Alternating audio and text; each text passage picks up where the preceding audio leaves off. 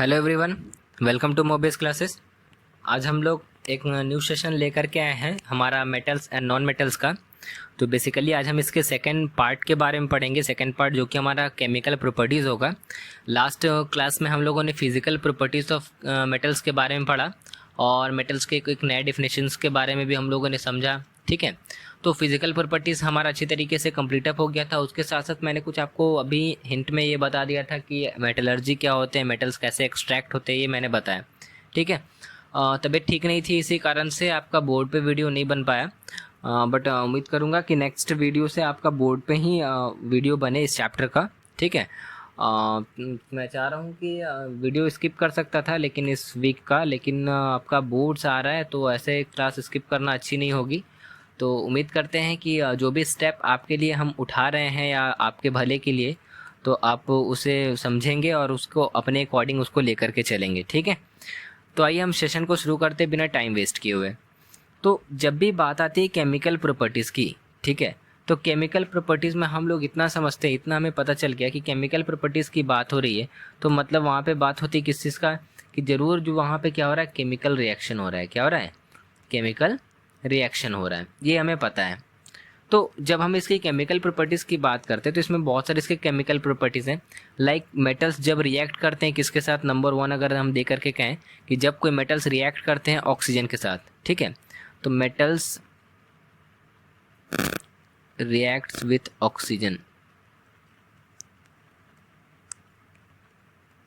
आज जो है सारा हैंड रिटन नोट्स ही आपको बना करके देंगे और समझाते हुए चलेंगे।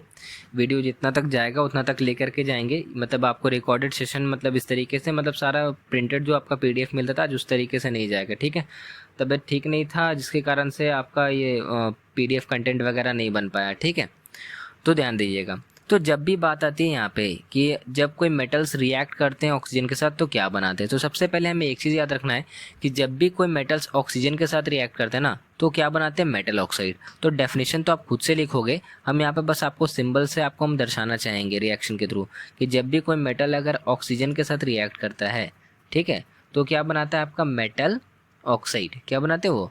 मेटल ऑक्साइड बनाते हैं। जैसा कि आपको ये प्रीवियस सेक्शन में या प्रीवियस सेशन में या आप बोल सकते हैं क्लास 8 में आप ये पढ़े होंगे या 9 में अगर मैं पढ़ा रहा था तो जिक्र किया था आपका केमिकल प्रॉपर्टीज़ के बारे में। तो जब बात आती है ऑक्सीजन की तो ऑक्सीजन मतलब क्या? एयर। ठीक है, एयर। और आप जानते हैं कि ऑक्सीजन ही एक ऐसा गैस है जो कि क्या करता है, कंबशन में हेल्प करता है। तो ये मेटल ऑक्साइड बनाता है। फॉर एग्जांपल अगर हम बात करें कि यहाँ पे जैसे आप जब भी आपको रिएक्शन लिखना होगा, केमिकल प्रॉपर्टीज पूछा जाएगा एग्जाम में, तो आप लिखोगे कि metals react with oxygen to form what, metal oxide. या पहले आप हेडिंग दे दोगे ये वाला, उसके बाद लिखोगे when metals react with oxygen then it forms metal oxide. उसके बाद आप क्या करोगे, ये वाला जो हम रिएक्शन दिए ना, ये रिएक्शन जनरल फॉर्म, इसको हम जब जनरल फॉर्म बोलते हैं, तो ये आप जनरल फॉर्म लिखोगे। ठीक है, उसके बाद आप कुछ एग्जांपल्स उठाओगे लाइक दैट। जैसे हम बात करते हैं अगर एक सोडियम मेटल है, ठीक है, वो अगर रिएक्ट करेगा ऑक्सीजन के साथ जो कि एक गैस है, तो ये बनाएगा हमारा क्या, सोडियम ऑक्साइड। क्या बनाएगा आपका? Sodium oxide. ये ओ बड़ा होगा, ठीक है, जो कि हमारा सॉलिड है। ठीक है, सोडियम ऑक्साइड बनाएगा। तो हम यहाँ पे बैलेंस करके आप चाहो तो देख सकते हो, यहाँ सोडियम 2 है, यहाँ सोडियम 1 है, तो यहाँ पे हम क्या करेंगे, 2 दे दिए। ठीक है, लेकिन यहाँ पे देखेंगे ऑक्सीजन यहाँ पे कितना है, 1 है, यहाँ पे 2 है। ठीक है, तो यहाँ पे अगर 2 देने के लिए यहाँ पे 2 देंगे तो सोडियम 4 हो जाएगा। तो यहाँ पे भी हम सोडियम को कितना देंगे, 4। कितना देंगे, 4। इससे क्या होगा, हमारा इक्वेशन बैलेंस हो गया। इसमें एक चीज़ आपको और एग्जांपल्स तो आप बहुत सारे दे सकते हो, मैं आपको दे भी दूंगा अभी। एक चीज़ आपको और समझाना चाहेंगे, कलर चेंज करके आपको समझा दे रहे हैं कि जब भी अगर बात उठती है यहाँ पे तो याद रखिएगा कि 2 ऐसे मेटल्स हैं, 2 ऐसे नहीं, आप 3 मेटल बोल सकते हो, लेकिन जनरली 2 का नाम ज़्यादा उठता है, लाइक पोटेशियम और सोडियम। ये दोनों ऐसे मेटल हैं, ठीक है, जो कि इतने ज़्यादा रिएक्टिव होते हैं, इतने ज़्यादा इन्फ्लेमेबल होते हैं, मतलब कि जैसे ही ऑक्सीजन के संपर्क में आते हैं ना तो क्या कर जाते हैं, ये रिएक्ट कर जाते हैं। क्या कर जाते हैं, रिएक्ट कर जाते हैं। लाइक ये आपका अगर सोडियम की बात करें तो सोडियम ऑक्साइड बनाते हैं, पोटेशियम की बात करें तो पोटेशियम ऑक्साइड बनाते हैं। ठीक है, तो इसीलिए क्या किया जाता है कि इतने ज़्यादा रिएक्टिव होते हैं, इतने ज़्यादा ये विगरसली रिएक्टिव होते हैं कि ये इसको क्या किया जाता है, केरोसिन के अंदर स्टोर किया जाता है। किसके अंदर? कीरोसिन के अंदर। याद रखिएगा, ये बहुत विगरसली मतलब बहुत तेज़ी से ये क्या करते हैं, ऑक्सीजन के संपर्क में आने से ये रिएक्ट करते हैं, इसीलिए क्या किया जाता है, इसको केरोसिन के अंदर स्टोर करके रखा जाता है ताकि इनका ऑक्सीजन और मॉइस्चर से कांटेक्ट टूटा रहे, जिसके वजह से वहाँ पे क्या कर सके, रिएक्ट ना कर सके। ठीक है, तो यहाँ पे हम ये समझ गए। अगर आपसे पूछेगा कि कौन से मेटल ऐसे हैं जिनको काफ़ी रिएक्टिव होते हैं और उनको क्या केरोसिन के अंदर स्टोर किया जाता है, अगर ऑप्शन में इन चारों में से एक, इन दो मतलब 4 ऑप्शन में से कोई एक दिया हुआ है तो एक को टिक आउट करेंगे। अगर दोनों दिया हुआ है वहाँ पे तो ए एंड बी करके दिया रहेगा, आपको एक ही में दिया हुआ है तो आपको वो वाला टिक आउट करेंगे। ठीक है, तो ध्यान रखिएगा। उसके साथ लिथियम भी हमारा एक मेटल है जो कि वो भी सोडियम के जैसा और पोटेशियम के जैसा होता है, ये भी रिएक्टिव होता है, तो इसको भी केरोसिन के अंदर रखा जाता है। ठीक है, चलो इसमें एक पॉइंट हम इसके अंदर और भी हम आपको एक्सप्लेन करेंगे। ठीक है, वो पॉइंट भी हम कलर चेंज करके एक्सप्लेन कर दे रहे हैं। जैसा कि आपको हम बता रहे हैं कि यहाँ पे जो हमारे मेटल्स होते हैं जनरली, ठीक है, तो कुछ जो मेटल ऑक्साइड जो बनाते हैं, कुछ जो मेटल ऑक्साइड बनाते हैं वो क्या होते हैं, पानी के अंदर इनसोल्यूबल होते हैं। क्या होते हैं, इनसोल्यूबल। यानी कि आप कह सकते हो कि जितने भी मेटल्स होते हैं, अगर मोस्ट ऑफ द मेटल्स की बात करें, ठीक है, तो जब ऑक्सीजन के साथ रिएक्ट करते हैं तो क्या बनाते हैं, हमारा मेटल ऑक्साइड। तो most of the metal oxides जो होते हैं ना जनरली, ठीक है, वो क्या होते हैं, पानी में इनसोल्यूबल होते हैं, आर इनसोल्यूबल इन वाटर। ठीक है, आर इनसोल्यूबल इन वाटर, वो पानी में क्या होते हैं, इनसोल्यूबल होते हैं। लेकिन इसमें से कुछ ऐसे मेटल ऑक्साइड होते हैं, ठीक है, कुछ ऐसे मेटल ऑक्साइड होते हैं, आप लिख सकते हो, बट सम मेटल ऑक्साइड्स जो कि क्या होते हैं, वाटर में डिजॉल्व हो जाते हैं, वाटर में डिजॉल्व हो जाता है। आपको पता है कि जब कोई ऑक्साइड, या हम बात कर सकते हैं कि पानी में घुलता है, ठीक है, तो उसको हम लोग क्या बोलते हैं, अल्कलीज बोलते हैं। क्या बोलते हैं, अल्कलीज। अब थोड़ा सा आप एसिड बेस वाला टॉपिक ले आओ, थोड़ा सा आपको समझाते हैं। आपको मैंने बताया था कि बेसेस जो होते हैं, ठीक है, वो क्या होते हैं, हाइड्रोक्साइड होते हैं। लाइक अगर सोडियम हाइड्रोक्साइड एक तरह का बेस है, ठीक है, तो आपको बताए थे जो बेसेस पानी में डिजॉल्व होते हैं उसको अल्कलीज भी कहते हैं। क्या बोलते हैं, अल्कलीज। तो यहाँ पे याद रखिएगा, ये ऑक्साइड जो है जनरली क्या है, आपका बेसिक ऑक्साइड है। क्या ये बेसिक है, जनरली ये बेस है ना एक तरीके का, तो ये बेसिक ऑक्साइड है। और जब ये बेसिक ऑक्साइड आपको बताया कि ये क्या करेंगे, डिजॉल्व कर देंगे वाटर में, यानी कि बट सम ऑक्साइड्स, हाँ, are dissolves in water to form what, alkalis. To form क्या, अल्कलीज। तो कुछ ऐसे बेसिस जो हमारे होते हैं, कुछ ऐसे मेटेलिक ऑक्साइड्स जो होते हैं, वो क्या करते हैं, पानी में घुल जाते हैं और घुल करके वो क्या बनाते हैं, अल्कलीज बना देते हैं। जैसे एक हम अगर रिएक्शन लेना चाहें तो आप रिएक्शन यहाँ पे समझोगे कि अगर हम सोडियम का ही बात करते हैं जनरली, ठीक है, सोडियम ऑक्साइड क्या है, आपका बेस है। ठीक है, सोडियम ऑक्साइड क्या है, हमारा बेस है, एक तरह का बेसिक ऑक्साइड आप बोल सकते हो। बेस तो ऐसे सोडियम हाइड्रोक्साइड एक हमारा वो बेस हो जाएगा ये, लेकिन सोडियम ऑक्साइड की बात करें तो ये एक आपका बेसिक ऑक्साइड है। तो अगर ये क्या करेगा, वाटर के साथ रिएक्ट करेगा इस तरीके से, ठीक है, या आप लिख लो यहाँ पे सॉलिड मैंने आपको बता दिया और ये आपका लिक्विड। तो वाटर के साथ रिएक्ट करेगा तो देखो ये Na और एक O और एक H, तो यहाँ पे क्या बनाएगा, सोडियम हाइड्रोक्साइड बनाएगा। क्या बनाएगा, सोडियम हाइड्रोक्साइड। ठीक है, सोडियम हाइड्रोक्साइड बनाएगा। आप बैलेंस कर सकते हो कि यहाँ पे 2 है, यहाँ पे भी 2, हाइड्रोजन 2, हाइड्रोजन आपका 2, ऑक्सीजन आपका 1, ऑक्सीजन आपका यहाँ पे 1, लेकिन 2 लग गया। तो यहाँ पे भी क्या करेंगे, हम इसको 2 करने के लिए क्या कर सकते हैं, देखो यहाँ पे 1 है लेकिन इधर भी देखो 1 है, तो यहाँ से बैलेंस है। ठीक है, बैलेंस है, करने की ज़रूरत नहीं है। तो ये जो हमारा जब रिएक्शन जो हो रहा है ना जनरली, यहाँ पे क्या हो रहा है कि ये सोडियम ऑक्साइड हमारा रिएक्ट कर रहा है किसके साथ, वाटर के साथ। यानी कि हम बात कर रहे हैं कि एक मेटल ऑक्साइड क्या कर रहा है, रिएक्ट कर रहा है वाटर के साथ, और रिएक्ट करके क्या बना रहा है वो हमारा अल्कलीज। आप जानते हैं NaOH क्या है, एक तरह का अल्कली है। क्या है, अल्कली, जिसको हम लोग बेस भी कहते हैं। क्या बोलते हैं इसको, बेस भी कहते हैं। ठीक है, तो आपको ये तो इतना समझ में आ गया। चलो इसके बाद हम लोग देखिएगा, अगर आपको हम ऑक्साइड में कुछ और भी मेटल्स का एग्जांपल ले लें, लाइक एक एग्जांपल और ले रहे हैं यहाँ पे, कि जैसे बात करें कि मैग्नीशियम के बारे में आप सुने होंगे कि मैग्नीशियम जो होता है ना, ये जब ऑक्सीजन के प्रेजेंस में इसको जलाया जाता है मैग्नीशियम रिबन को, ये आपको हम रिएक्शन चैप्टर 1 या 2 में एक्सप्लेन किए थे। जब ये बर्न करता है तो क्या होता है, ये मैग्नीशियम ऑक्साइड बनाता है जो कि बहुत वाइट डेजलिंग लाइट प्रोड्यूस करता है। मतलब जब ये जलता है ना तो बहुत डेजलिंग वाइट एकदम चमकीला लाइट निकलता है इससे।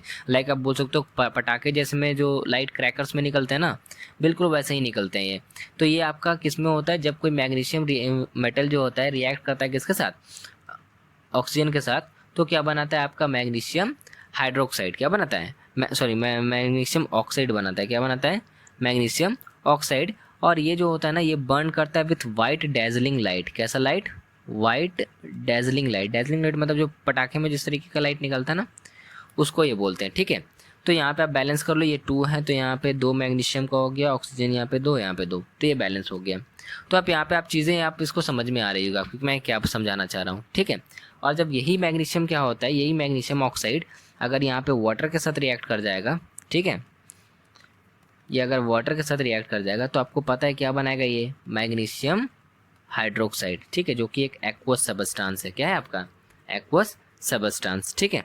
तो आप जानते हैं जो मैग्नीशियम हाइड्रोक्साइड होता है एक तरह का, ये क्या होता है आपका, इट इज़ ए बेस। क्या होता है वो?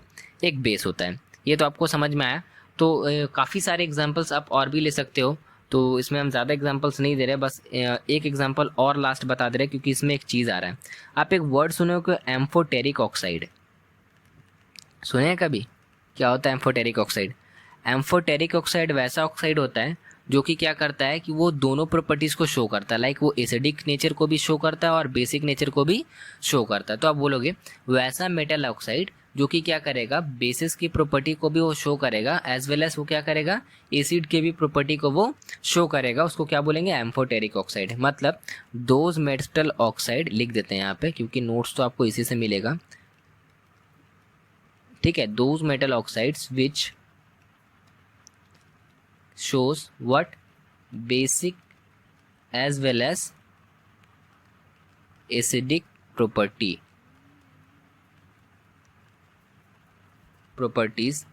are called amphoteric oxide. उसको क्या बोलेंगे हम लोग, एम्फोटेरिक ऑक्साइड। मतलब क्या करेगा, वो एसिड्स के साथ भी आपका रिएक्ट करेगा, कुछ उसका प्रॉपर्टी दिखाई देगा, और बेस के साथ भी। जनरली जो एम्फोटेरिक ऑक्साइड में, या हम बात करें एम्फोटेरिक मेटल की बात करें, तो एल्युमिनियम जो होता है हमारा एम्फोटेरिक मेटल होता है। क्या होता है? मेटल। और अगर एम्फोटेरिक ऑक्साइड में अगर एग्जांपल हम देना चाहें तो आप दे सकते हो एल्युमिनियम ऑक्साइड। क्या दे सकते हो?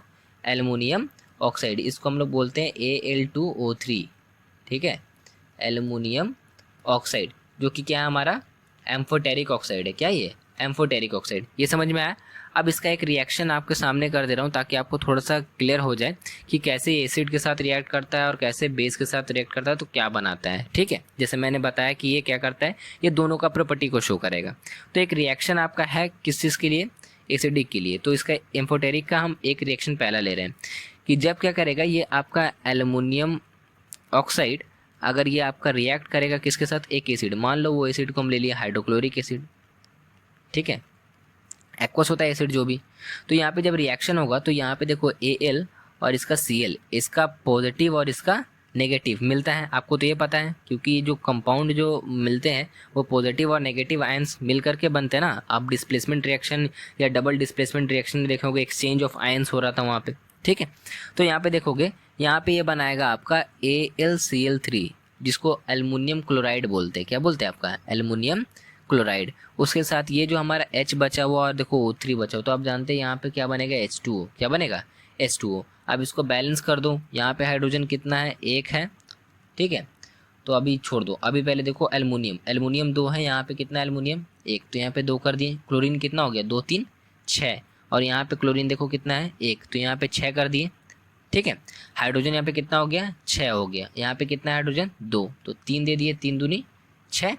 अब ऑक्सीजन देख लो, ऑक्सीजन यहाँ पे 3 था, यहाँ पे देखो ऑक्सीजन हमारा 3 है, तो ये हमारा इक्वेशन क्या हो गया, बैलेंस। मतलब जब कोई मेटल ऑक्साइड यानी कि एम्फोटेरिक ऑक्साइड में बात करें, एल्युमिनियम ऑक्साइड रिएक्ट करेगा एसिड के साथ, तो क्या बनाएगा हमारा, वो मैंने बताया कि वो एसिडिक प्रॉपर्टीज को भी शो करेगा और बेसिक प्रॉपर्टी को भी शो करेगा। तो यहाँ पे ये जो बनाया हमारा, क्या बनाया, साल्ट एंड वाटर। क्या बनाया, salt and water. Aluminium chloride एक तरह का साल्ट है। तो आप देखो, एक एसिड क्या कर रहा है, आप अगर समझो कि ऑक्साइड है जनरली, वो क्या कर रहा है, आप जान रहे थे कि अगर वो रिएक्ट कर रहा है तो देखिएगा एक बेस का तरह वो काम कर रहा है। मतलब रिएक्ट करके साल्ट एंड वाटर बनाए। न्यूट्रलाइजेशन रिएक्शन हम लोग पढ़े थे कि when an acid react with salt base then it form salt and water. तो उसी तरीके से इसका सेकेंड रिएक्शन ले रहे हैं, ठीक है, जिसमें ये एक बेस के साथ रिएक्ट कर रहा है। यहाँ पे आपको मार्क कर दे रहे हैं कि ये जो है आपका एल्युमिनियम ऑक्साइड है। क्या है आपका, ऑक्साइड है, ठीक है, एल्युमिनियम ऑक्साइड। और ये आपका एसिड है, कौन सा एसिड, HCl। और यहाँ पे बनाया ये आपका एल्युमिनियम क्लोराइड बनाया। क्या बनाया, एल्युमिनियम क्लोराइड। और वाटर से तो भाई आप लोग अवगत हो पहले से। अब सेकंड वाली जो पॉइंट है हम वो आपको एक्सप्लेन कर रहे हैं, तो ये कलर चेंज करके आपको समझा रहे हैं। तो यहाँ पे मैंने जिस तरीके से वो चीज़ बताया ना, बिल्कुल उस तरीके से आपका इसमें होता है। इसी में हम आपको क्या करते हैं, लेते हैं आपका एल्युमिनियम ऑक्साइड, या अब यहाँ पे एसिड की जगह हम यहाँ पे बेस से रिएक्ट कराएंगे, तो वही कॉमन बेस जो हम लोग अल्कली के रूप में यूज़ करते हैं। ठीक है, ये आपका एक्वस हो गया और ये आपका सॉलिड हो गया, ऑक्साइड पाउडर के रूप में होता है ये। तो जब ये रिएक्ट करेगा तो ये आपका बनाएगा पता है सोडियम एल्यूमिनेट, जो कि एक तरह का साल्ट होता है। क्या होता है, साल्ट होता है। जैसे आप जिंकेट पढ़े होगे, अगर आप प्रीवियस रिएक्शन में देखे होगे तो आपको पता होगा, अगर आप समझे होगे तो जिंकेट के बारे में। ठीक है, तो यहाँ पे देखो, यहाँ पे इसका जो Na है, ठीक है, और यहाँ पे जो इसका आपका एल्युमिनियम है, ठीक है, तो यहाँ पे इसका सोडियम, तो देखो ये भी आपका प्लस में है, ये भी आपका कैची में है, प्लस में। ठीक है, तो आपको बताए थे कभी कभी क्या करता है, एक बेस का काम करता है। अगर आपको याद होगा ध्यान से एसिड बेस एंड साल्ट में, तो ये प्रॉपर्टी हम आपको पढ़ाए हैं। ठीक है, तो देखो यहाँ पे क्या करेगा, ये फॉर्म करेगा आपका NaAlO2, NaAlO2, जिसको हम लोग बोलते हैं एक तरह का ये साल्ट होता है। क्या होता है, साल्ट। ठीक है, कौन सा साल्ट होता है भाई, सोडियम एल्यूमिनेट इसको बोलते हैं। ये सोडियम और एल्यूमिनियम का क्या होता है, मिक्सचर होता है, सोडियम एल्यूमिनेट। जब एल्युमिनियम ऑक्सीजन के साथ रिएक्ट कर जाता है तो एल्यूमिनेट बना देता है, तो ये सोडियम एल्यूमिनेट बनता है। जनरली ये भी आपका होता है कि आपका एक्वस, मतलब एक्वस होगा, ये साल्ट है एक तरह का, लेकिन ये एक्वस फॉर्म में होता है। एक्वस मतलब लिक्विड फॉर्म में, जब इसको क्रिस्टलाइन करेंगे तो ये साल्ट के रूप में कन्वर्ट हो जाएगा, उसके साथ वाटर फॉर्म करता है। तो देखो यहाँ पे भी आप समझ रहे होगे कि ये हमारा साल्ट प्रोड्यूस किया और ये क्या प्रोड्यूस किया, हमारा वाटर। तो यहाँ पे जब एक हमारा ऑक्साइड क्या कर रहा है, बेस के साथ रिएक्ट कर रहा है, तो भी ये न्यूट्रलाइजेशन रिएक्शन दिखा रहा है। समझो एक तरीके से acid react with base to form salt and water, क्या साल्ट एंड वाटर। तो हम आपको समझाना चाह रहे हैं कि ये जो एम्फोटेरिक ऑक्साइड होते हैं ना, ये रिएक्ट करते हैं कि एसिड के साथ, तो क्या करते हैं, ये आपका शो करता है आपका बेसिस, मतलब कि वो दोनों का प्रॉपर्टी शो करता है। ऐसा नहीं कि सिर्फ एसिड के साथ वो रिएक्ट करेगा, जब वो रिएक्शन होगा ना तो दोनों प्रॉपर्टी को शो करेगा, एसिडिक प्रॉपर्टी को भी शो करेगा और बेसिक प्रॉपर्टी को भी शो करेगा, मतलब ये दोनों के साथ रिएक्ट कर जाएंगे। ठीक है, तो यानी कि आप सब लास्टली एक पॉइंट कह सकते हो इससे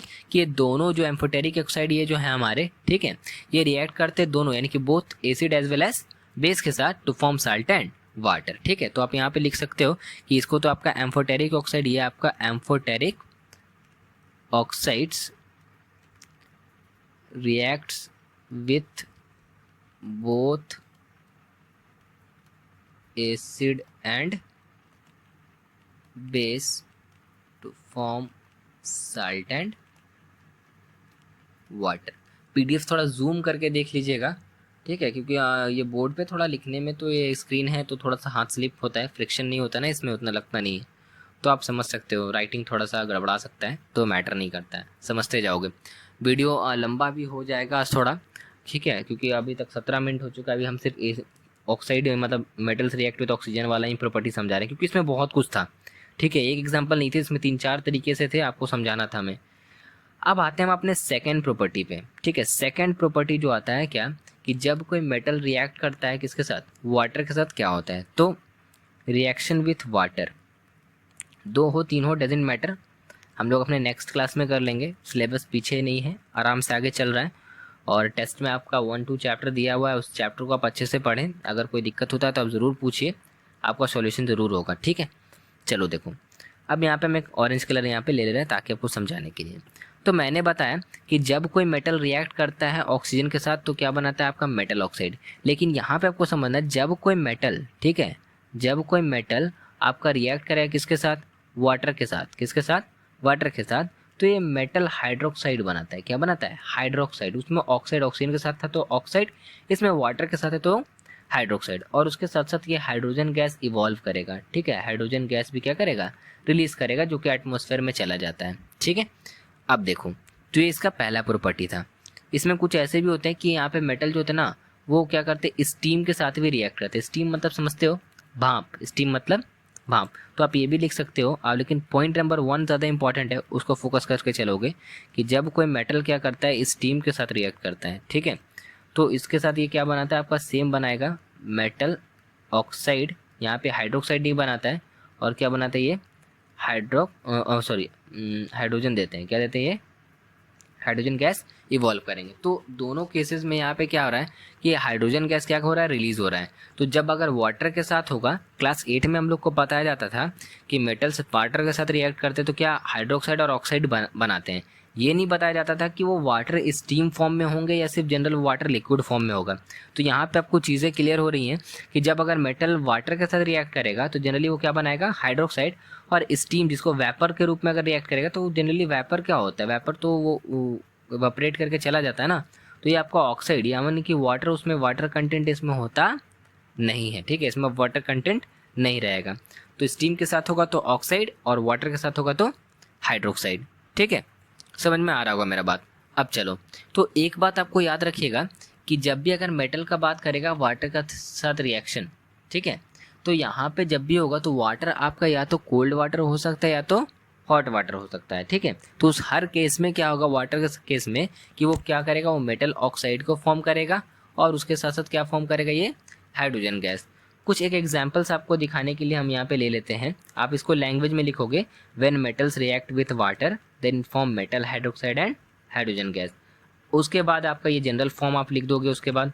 अब यहाँ पे एग्जांपल में या रिएक्शंस में हम देखते हैं 1 by 1 करके एक दो रिएक्शन, कि जब पोटेशियम, ठीक है, पोटेशियम जानते हैं एक सॉलिड है, रिएक्ट करेगा वाटर के साथ, पोटेशियम मेटल है आपको पता है, तो रिएक्ट करते थे पोटेशियम हाइड्रोक्साइड बनाएगा के, और इसका OH में टूटता है H+ और OH आयन में टूटता है ना वाटर, बताए थे ना हम, H+ और OH-।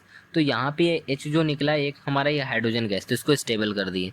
अब देखो यहाँ पे ये जो हमारा है एक्वस फॉर्म में और ये हमारा है गैसियस फॉर्म में। तो याद रखिएगा वाटर के साथ जब भी ये रिएक्शन होगा ना तो इसके साथ ये क्या करेगा, ये हीट एनर्जी को भी क्या करेगा, ये प्रोड्यूस करता है। क्या करता है, हीट एनर्जी। आप चाहो तो लिखोगे, ऐसा कोई दिक्कत नहीं है, अगर आप चाहो तो इसको लिखोगे भी या ना लिखोगे भी कोई दिक्कत नहीं है, लेकिन यहाँ तक मेंशन होना चाहिए, ठीक है। तो यहाँ पे देखो बैलेंस कर लो, ये हाइड्रोजन 2 इधर 2, लेकिन यहाँ पे कितना है, 3 है, कितना है, 3 है। तो बैलेंस करने के लिए इधर सोडियम 1 है, इधर सोडियम 1 है, तो यहाँ पे देखो ऑक्सीजन यहाँ पे कितना 1 और इधर कितना 1, तो हाइड्रोजन का झोल जाल है। अगर हम यहाँ पे 2 देते हैं तो पोटेशियम भी 2 हो गया, तो पोटेशियम यहाँ 2 कर दिए, ऑक्सीजन 2, तो यहाँ पे भी ऑक्सीजन यहाँ पे 2 दे दिए, तो ऑक्सीजन हमारा कितना हो गया 2। अब हाइड्रोजन देखो यहाँ से 2 और ये 2, 2 2 4 और यहाँ पे देखो 2 2 4, तो ये हमारा इक्वेशन क्या हो गया, बैलेंस हो गया। क्या हो गया, बैलेंस हो गया, ठीक है। तो हमने ये समझा कि ये एक ऐसा रिएक्शन जिसने क्या किया, पोटेशियम मेटल क्या किया, वाटर के साथ रिएक्ट किया, ठीक है, और रिएक्ट करने के बाद क्या किया कि ये फॉर्म क्या किया आपका पोटेशियम हाइड्रोक्साइड, क्या फॉर्म किया पोटेशियम हाइड्रोक्साइड, और उसके साथ साथ हाइड्रोजन गैस भी दिया। और आपको पता है कि पोटेशियम जो होते हैं या सोडियम जो होते हैं वो क्या होता है, वो बहुत ज़्यादा रिएक्टिव होते हैं, मतलब ऑक्सीजन के प्रेजेंस में आने से रिएक्ट करके उसमें फायर कैच कर लेता है। तो जब फायर कैच करेगा उसको मतलब हीट एनर्जी वहाँ पे रिलीज होगा, तो रिलीज होगा तो ये किस तरीके के रिएक्शन को शो कर रहा है आपका, एक्सोथर्मिक रिएक्शन, मतलब वैसा रिएक्शन जिसमें क्या होगा, हीट एनर्जी इवॉल्व होगा, रिलीज होगा, मतलब बाहर की ओर निकलेगा, तो उसको हम लोग क्या बोलते हैं, एक्सोथर्मिक रिएक्शन, ठीक है। चलिए अब एक सेकेंड एग्जाम्पल हम लोग यहाँ पे देख लेते हैं, ठीक है, एग्जाम्पल नंबर 1, एग्जाम्पल नंबर 2। तो सेकेंड एग्जाम्पल में हम देख लेते हैं क्या कि अगर हम बात करते हैं कि ठीक है कि अगर उस समय हम लोग कौन से वाटर, नॉर्मल वाटर अगर हम बात करते हैं के साथ यूज़ किया, अगर मान लो हॉट वाटर के साथ, अब यूज़ करें हम लोग कोल्ड वाटर के साथ, तो सेम केस होगा कि जब कोल्ड वाटर के साथ यूज़ होगा तो वहाँ पे वही हमारा जो प्रोडक्ट जो यहाँ पे बन रहा है हाइड्रोक्साइड का वो बनेगा। जैसे ये बना हमारा पोटेशियम हाइड्रोक्साइड, क्या बना ये पोटेशियम हाइड्रोक्साइड, तो उसमें जो बनेगा हमारा क्या बनेगा, सोडियम हाइड्रोक्साइड, ठीक है। तो यहाँ पे देखोगे जब भी रिएक्शन होगा तो यहाँ पे सोडियम और पोटेशियम ऐसे मेटल हैं जो कि रिएक्टिव ज़्यादा होते हैं, तो जैसे ही अगर ये वाटर के मतलब क्या बोलते हैं ऑक्सीजन के संपर्क में आएंगे तो ये हीट करेगा, ठीक है, हीट करेगा। हम बोल सकते हैं कि अगर ये वाटर से भी रिएक्ट करा रहे तो ये हमारा हाइड्रोक्साइड फॉर्म में बन रहा है, तो यहाँ पे भी क्या करेगा, हीट एनर्जी रिलीज करेगा, मतलब वो किस चीज़ को शो कर रहा है, एक्सोथर्मिक और एंडोथर्मिक। तो एक्सोथर्मिक क्योंकि हीट एनर्जी रिलीज हो रहा है इसीलिए उसको हम लोग क्या बोलेंगे, एक्सोथर्मिक, ठीक है। समझ में आ रहा है आपको, चलो उसके बाद हम लोग आगे देखते हैं। तो इसमें आप कुछ और प्रॉपर्टी देख सकते हो, जैसा मैंने आपको सोडियम के बारे में ओरली बता दिया, ठीक है। तो एग्जांपल लिखने से टाइम वेस्ट करने से कोई फ़ायदा नहीं है, सेम चीज़ें आप लोग कर लोगे।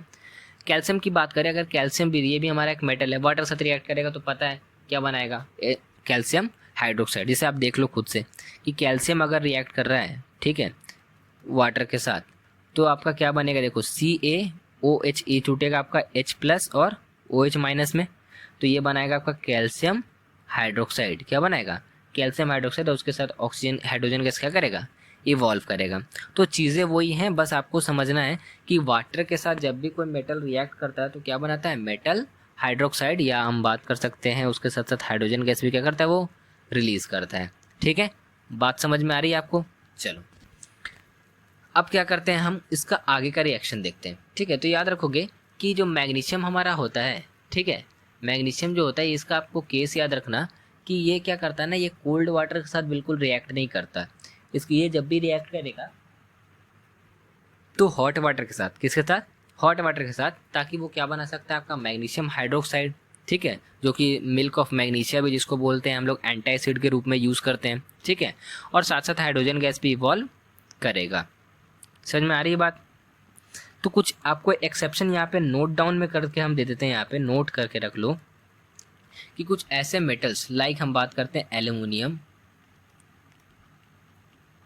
Zinc, iron. ठीक है, ये ऐसे मेटल्स होते हैं जो कि क्या करते हैं कि ना तो ये कोल्ड वाटर के साथ रिएक्ट करते हैं, ना ही ये हॉट वाटर के साथ। ठीक है, ना ही ये कोल्ड वाटर के साथ रिएक्ट करते हैं, ना ही ये हॉट वाटर के साथ रिएक्ट करते हैं। तो ये क्या कहलाते हैं ना, ये जब भी रिएक्ट करेंगे तो स्टीम के साथ, किसके साथ, स्टीम मतलब भाप। अभी मैं थोड़ी देर पहले बता रहा था। तो जब स्टीम के साथ रिएक्ट करेंगे तो ये हाइड्रोक्साइड ना फॉर्म करके क्या फॉर्म करेंगे, ऑक्साइड फॉर्म करेंगे। क्या फॉर्म करेंगे, ऑक्साइड। यानी कि ये सब मेटल्स जो होते हैं ये क्या करते हैं, ये रिएक्ट नहीं करते किसके साथ, वाटर के साथ। Doesn't react with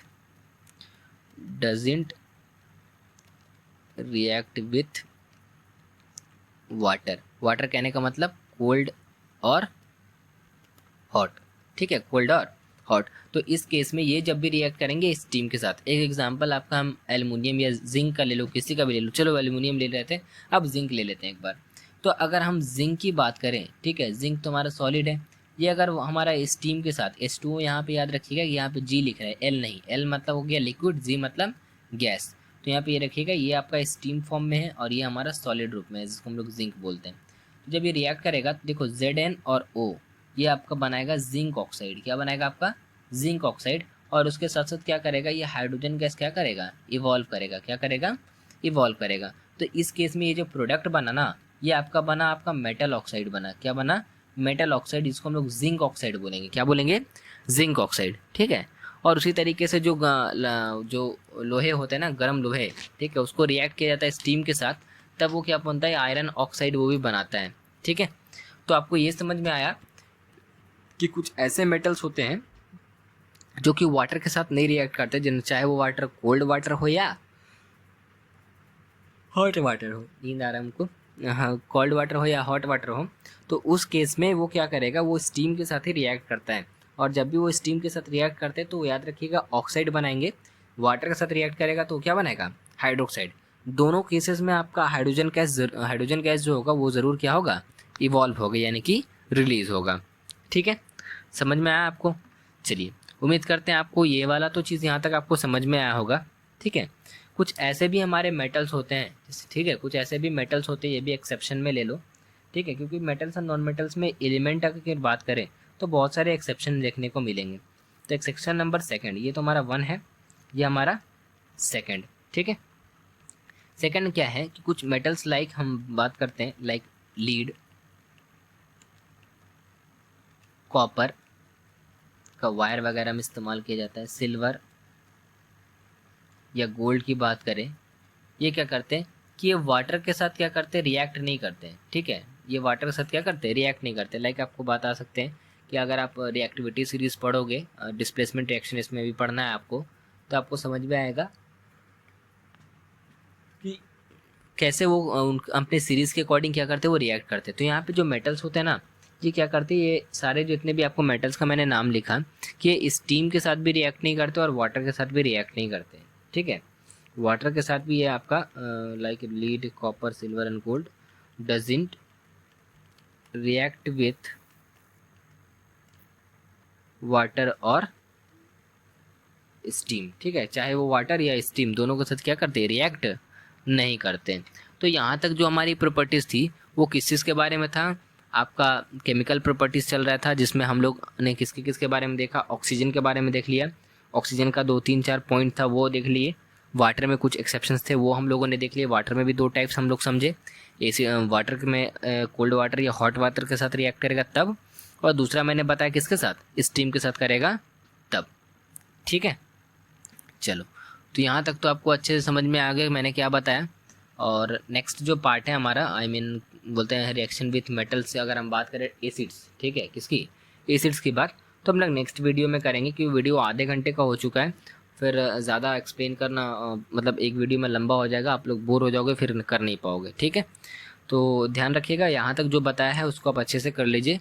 chemical properties आपका नेक्स्ट लेक्चर में आपका पूरी तरीके से ख़त्म हो जाएगा, और उसके साथ साथ हम physical properties of non metals का भी जिक्र कर लेंगे। ठीक है, ताकि अगली जो वीडियो, उसके अगला वीडियो जो बनेगा उसमें chemical properties of non metals का डील करेंगे, और उसके बाद हम यूजेस को डील करते हुए एकदम आगे बढ़ जाएंगे। ठीक है, तो हमारा उसके बाद कुछ ज़्यादा नहीं बचेगा, उसके बाद आपका ये ओर्स वगैरह, एक्सट्रैक्शन, कैल्सिनेशन, रोस्टिंग होता है, ये सब हमें पढ़ना है, तो वो हम लोग समझेंगे। ठीक है, तो उम्मीद करते हैं आपको सेशन समझ में आया होगा। अगर किसी भी तरीके का डाउट होगा तो ज़रूर से ज़रूर आप हमें बताएं।